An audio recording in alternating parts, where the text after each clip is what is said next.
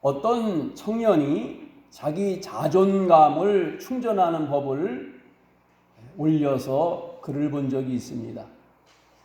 아침 대바람에 택시를 타고서 헐레벌떡거리며 택시기사 아저씨한테 아저씨 미안합니다. 늦었으니까 저를 빨리 고대 앞까지 태워주십시오. 이렇게 말한답니다. 그러면은 이 아저씨가 이 고대 앞까지 빨리 가려면은 이 학생이 고대학생이구나 이렇게 생각을 하고 자기가 고대생이 된 것처럼 이제 자존감을 높인다 그래요. 그러면서 얘 빨리 가야지 되는데 필수 과목인데 늦었네 읽으시면 돼 이렇게 얘기를 한대요. 그러면 이 아저씨가 깜빡 속고서 학생 공부 열심히 했나 봐. 맨날 1등 했나 봐. 우리 애가 학생처럼 고대 들어갔으면 얼마나 좋을까 이런다 그래. 그러면 자기가 고대생인 것처럼 하면서 저는 1등은 못했습니다. 또 이렇게 겸손하게 얘기를 하면서 사실 1등 못했겠죠. 그러면서 가가지고 이제 내리는데 아저씨가 꼭 성공하세요. 학생 그렇게 얘기를 한대요. 네 감사합니다. 그리고선 요금 6,800원을 내고 집으로 온대요. 그게 다예요. 자존감 그 시간만큼 자기가 가짜 고대생인 것처럼 하면서 아저씨에게 부러움의 대상이 되고 동경의 대상이 되는 그 순간이 자기 자존감을 충전하는 방법이다. 이렇게 얘기했어. 그 서울대를 가지고 왜 고대를 가나? 집이 멀대요. 젊은 청년들이 꿈이 있고 비전이 있고 가능성이 크니까 자존감이 높겠지 그렇게 생각을 하는데 제가 학생들 가르쳐 보니까 그렇지 않아요. 젊음과 자존감은 다른 것이더라고요. 우리 젊은이들에게 어떤 자존감이 낮게 만드는 자존감이 있느냐 하면은 열등감이 있는데 내가 소위 말하는 명문대 스카이대 출신이 아니라는 것에 대해서 굉장히 열등감을 가지고 있어요. 모두가 그래. 그래서 제가 그러면 서울대생은 열등감이 없고 자존감이 충만할까? 군에 있을 때에 군종병이 서울대 영문과 출신 군종병이었어요. 그 얼마나 공부를 잘했겠어요. 그래가지고 그 학생에게 너 영어 참 잘해서 좋겠다. 그랬더니 목사님 제가 영어에 대한 열등감이 있습니다. 아니 말이 되냐? 서울대 영문학과 다니는 애가 영어에 대한 열등감이 있다니. 제가 영어를 곧잘 하는 줄 알았는데요. 서울대 가보니까 우리 클래스에 모든 학생, 저 말고 모든 학생이 영어를 얼마나 잘하는지요. 다 미국 아니면 영어를 사용하는 국가에서 살다가 왔어요. 그래서 영어를 따로 공부할 필요가 없어요, 이 사람들은. 근데 저는 영어를 열심히 공부해야지 되는데 우리 클래스에서 영어를 제일 못하는 것 같습니다. 제가 거기서 느꼈어요. 자존감이라는 것은 내 스스로가 나를 인정해주지 않냐면은 해답이 없다. 그리스도인인 우리는 어떻게 영적 자존감을 높여가며 살 수가 있을까요? 어떤 성도들은 자기 자존감을 높이려고 강남 큰 대형, 초대형 교회 교인으로 찾아다녀요. 나 그 교회 다닙니다. 이러면은 자존감이 높아지는 것 같은가 봐요. 어떤 교인들은 그 교회에서 아주 영향력 있는 직분을 얻고 장로가 되고 권사가 되고 더 나가서 목사가 되고 이러면은 자존감이 높아지는 것처럼 느껴지는가 봐요. 제가 연세 드신 시니어 목회를 해보면은 그분들 연세가 들수록 신앙의 자존감을 높이는 기준을 어디에 삼느냐 하면은 자기 공력, 자기 직분, 교회에서의 위치, 지금까지 살아온 업적 이걸 가지고 내 자존감을 삼으려고 해요. 신앙의 자존감을. 영적인 자존감을. 그래서 항상 제가 묻는 질문이 있는데, 아무개 권사님, 아무개 집사님, 지금 죽어도 천국에 갈 수 있어요? 그걸 제가 반드시 물어봐요.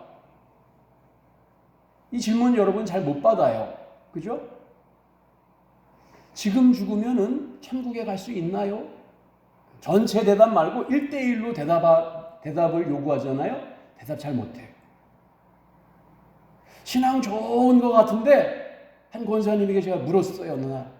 권사님 지금 죽어도 천국에 갈 수 있나요?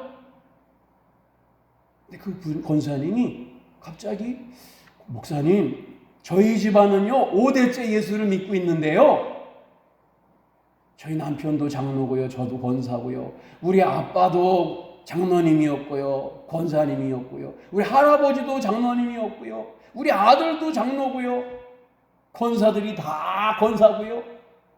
아니, 권사님 그거 말고요, 권사님이 지금 죽으면 천국에 갈 수 있냐고요. 아, 목사님 저희 집안이 5대째 예수를 믿고요.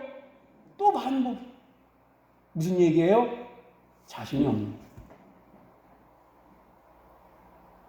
내 신앙의 정체성을 어디서 찾으려고 그러냐 하면은, 권사입니다, 난 장로입니다, 난 목사입니다, 내가 교회 섬길 때에 여전도 전체 회장을 했고 전국 여전도회 회장을 했습니다.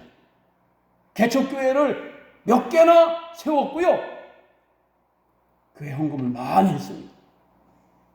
이게 무슨 천국 가는 거하고 상관이 있냐 이 말이에요. 내 영적인 하나님이 나를 인정해 주시는 가치 기준을 자꾸 외부적으로, 외형적으로 거기에 연결시키려고 그러는 걸 봐요.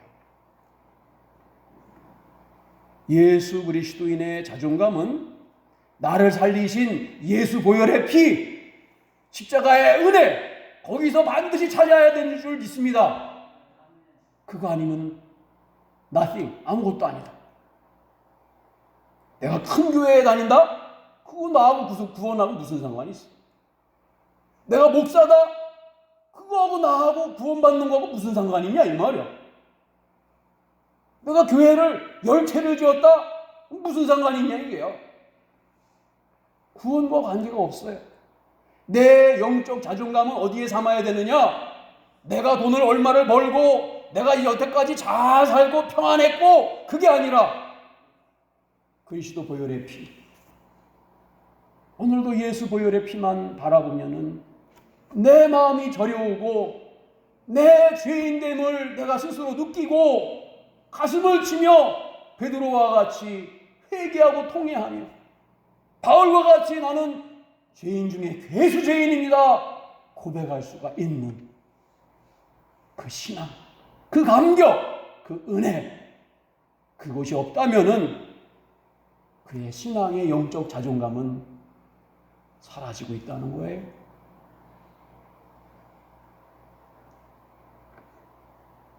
오늘 베드로는 예수님께서 내가 나를 사랑하느냐라는 질문을 받은 후에 자존감이 엄청 떨어져 있는 상태였어요. 왜냐하면 마태복음 26장 35절에 다른 사람은 다 예수님 떠나고 버릴지라도 내가 죽을지언정 예수님을 버리지 않겠습니다. 부인하지 않겠습니다. 그렇게 말하던 베드로가 예수님을 3번이나 돼지종 앞에서 부인할 뿐더러 저주하고 욕했단 말이에요. 그래서 예수님 처음 만난 자리예요. 얼마나 자존감 떨어져요. 예수님이 18절에 이렇게 말씀하십니다. 내가 진실로 진실로 내게 이르노니 내가 젊어서는 스스로 띠띠고 원하는 곳으로 다녔거니와 늙어서는 내 팔을 벌리리니 남이 내게 띠띠우고 원하지 아니하는 곳으로 데려가리라.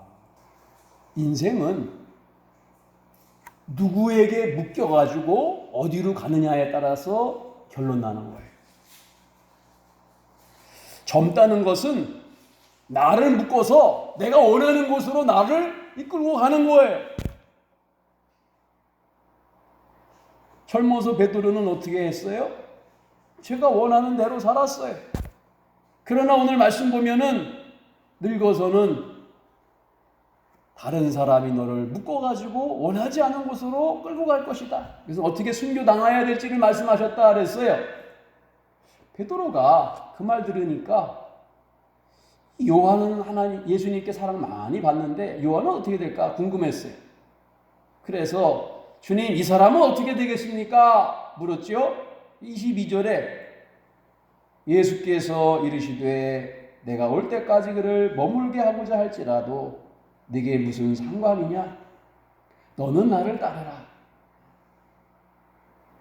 다른 사람 바라보지 말고 다른 사람 비교하지 말고 너는 나를 따르면 돼. 그게 신앙이야. 예수 믿으면서 자꾸 다른 사람 신앙생활하는 걸 비교해봐요. 저 사람은 어떻게 하나? 그 중요한 거 아니에요. 왜냐하면 그 사람 갈 길하고 내가 갈 길하고 달라요. 주님이 그를 부르신 목적과 나를 부르신 목적이 달라요. 그렇기 때문에 내 신앙은 예수님과 엮어서 바라보고 살아가야지 자꾸 다른 사람과 엮어가지고 다른 신앙과 엮어가지고 내 신앙이 좋은가 판단하려고 하지 말고 예수님과 엮어서 내 신앙을 바라보길 바라고 내 영적인 자존감을 회복할 수 있는 우리가 되길 바랍니다. 이 세상에 하나님이 창조하신 나라는 존재는 나밖에 없어요. 다른 사람하고 비교할 가치가 없어요. 성도가 자존감을 상실하는 이유는 나를 부르신 예수님 안에서 나를 묶어서 신앙을 보려고 하지 않고 자꾸 세상의 것들, 내가 돈을 이만큼 벌었으니까 하나님 나를 사랑하시는 거야. 내가 이만큼 올라갔으니까 하나님 나를 인정하시는 거야. 그거 아니에요, 여러분. 예수님의 일생을 시각으로, 우리의 세상의 시각으로 보면은 예수님은 목수의 아들로 살다가 십자가에 달려서 모진고난 당하고 인생 실패한 비참하게 살다 간 사람이에요. 강도들과 함께. 근데 우리는 예수님을 바라볼 때 강도들과 함께 한 무리로 엮어서 보지 않아요, 절대. 그때 십자가에 못 박아 죽이려 자르던 사람들은 강도 중에 하나의 무리로 엮어서 예수님을 처형했어요. 강도와 같은 존재다, 넌. 그래서 가운데다가 강도 중에서 제일 왕초 강도 그 위치에 예수님을 세워서 십자가에 못 박아 죽였어요. 그런데 우리는 예수님을 그렇게 안 봐요. 예수님 당신도 자신을 강도와 한 무리로 엮어서 보지 않으셨어요. 하나님의 구원 계획을 이루시는 귀한 도구, 온 인류를 구원하기 위한 도구로 하나님과 연결하여서 예수님의 일생을 자신이 보았고 우리도 그렇게 예수님의 일생을 바라보는 것이죠. 오늘 내가 성공한 대기업의 회장으로 살지 않더라도 오늘 내가 초대형교회 수십만 명이 모이는 교회의 담임 목사가 아닐지라도 부끄럽거나 자존감 떨어진다고 생각하지 절대 않습니다. 왜냐하면은 나의 달려갈 길을 알기 때문에 그래요. 하나님이 나라는 사람을 이 시대의 그리스도인으로 선택한 것은 세상 가치 기준으로 성공했다 라고 사람들이 불러주는 그 명성을 얻기 위한 게 아니에요. 우리가 있는 곳에서 예수 복음을 위하여 하나님의 미랄이 되어서 썩기를 원하는, 그래서 열매 맺기를 원하는 그 알곡으로 우리를 부르셨어요. 심판대 앞에 섰을 때 많은 사람들이 말할 것입니다. 예수님, 나 그때 나에게 복음 전해주는 사람 한 사람이 없어서 오늘 내가 여기까지 왔습니다. 이거 불공평합니다. 내게 기회를 주었어야죠. 이 세상이 이렇게 악한데 어떻게 의롭게 살라고 말할 수가 있습니까? 예수님이 말할 거예요. 너희 곁에 히락교회 성도들이 있었다. 내가 살던 그곳에 히락교회 성도 아무개가 있었다. 그가 말하는 예수 복음을 내가 듣지 못했느냐? 그것이 우리가 사는 이유예요. 죄악이 가득하던 노아 시대에 8식구가 살았어요. 이들의 삶의 의미는 뭘까요? 그 악한 세대 8명 외에는 의인이 없어요. 그 폐역한 시대 가운데 살지만 8식구 그들이 하나님의 말씀대로 사는 사람들이었다는 것을 증명하는 증인들이라. 그 시대에도 하나님의 말씀대로 살던 노아의 8식구가 있었다. 성경은 분명히 말해주고 있어요. 오늘 하나님의 눈은 부패한 세상 속 한국교회가 위기라고 말하는 이 시대 가운데 믿음으로 살아가고자 하는 한 사람 신앙자, 마지막 하나 남은 그루터기, 그것이 우리 되길 원하시는 거예요. 하나님의 눈은 거기에서 떠나질 않는 거예요. 그 믿음 때문에, 그 신앙 때문에, 굴하지 아니하는 그 믿음 때문에 하나님 오늘도 인내하시고 참으시고 기다리시는 줄 믿습니다.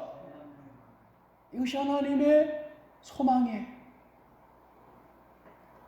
큰 목회하는 교회 목사님도 부자의 밥상에서 부스러기를 먹던 거지 나사라도 자신의 신앙으로 구원받는 것이지 이 세상 사람들이 혹은 자신이 이루어냈다고 생각하는 그 어떠한 외형적인 것으로 구원받는 것 절대 아니다. 구원은 절대 그것과 상관이 없는 것이다. 사람들은 자꾸 그 사람이 이루어낸 것들, 그 사람이 있는 위치와 자꾸 연결시켜서 영적인 가치를 부여하고 점수를 먹이려고 그래요. 거기 있지 않다.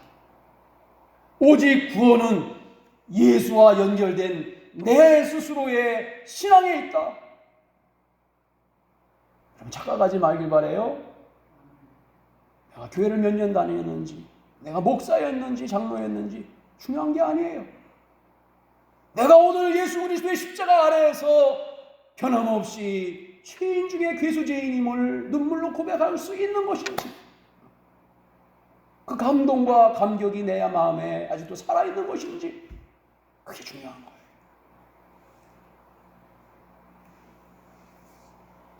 우리 예수님 만나서 오롯이 예수님과 묶여서 살아왔는지 평가받는 시간이 다가오고 있어요. 이 시간을 위해 사람의 칭찬과 인정이 아닌 오직 나를 부르시고 나를 택하신 예수님의 인정과 칭찬을 받기 위하여 우리의 마지막 이 세상 속에 선포자여 말씀 파수꾼으로 남는 축복이 있기를 축원합니다. 그리고 다른 사람 보지 말기 바래. 따라합시다. 너는 나를 따르라. 다른 사람은 바라보지 마라. 내가 너를 선택하는 것이지, 내가 바르게 예수 믿기를 원하는 것이지, 너는 나를 끝까지 따라라. 끝까지 주님 따라서 승리하는 우리 모두가 되기를 축복합니다. 기도하겠습니다. 왕이신 하나님을 찬송합니다. 우리가 믿음과 말씀으로 살다 보면은 나의 자존감을 세상의 평가와 가치 속에서 자꾸 발견하려고 합니다. 원수마귀의 미혹을 물리치게 하시고 십자가의 보혈로 돌아가게 하셔서 죄인 중에 괴수죄인을 용서하신 그 사랑에서 나의 자존감을 회복하게 해 주시옵소서. 예수님의 이름으로 기도드립니다. 아멘.